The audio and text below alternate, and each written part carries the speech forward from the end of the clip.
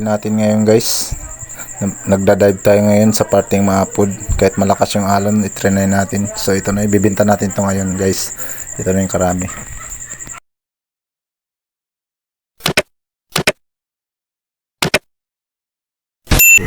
Ito ko dun magagasing kuhan.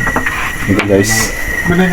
Barko. So dito tayo ngayon sa parting Kabakungan. Mamamana tayo ngayon sa maapod. Ito yung mga kasama ko. Yan. Yan sila guys.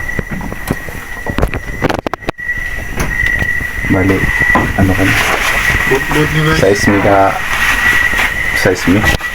6 pieces. 6 pieces. Kalam ka na ako. So ito yung mga kasama ko guys. Mamamana tayo sa parting maapod guys. So abangan nyo na lang mamaya yung mga huli namin. So, dyan muna kayo. Mga guys, ito na yung huli natin ngayon. Nag-dive tayo mula sa maapod guys.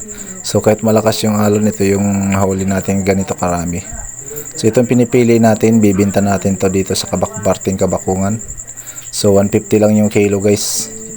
Itong pusit guys, 250 ang kilo, binta namin dito. Itong mga malalaki na isda, 150 ang kilo nito guys. So kung gusto mo bumili guys, sabi lang kayo, PM lang kayo sa akin guys, dahil nandito lang kami lagi. Gabi-gabi kami namamana guys. 150 lang ang kilo ng isda guys. Malaki o maliit. Yung pinakamaliit na inuulam na namin yun. Salamat.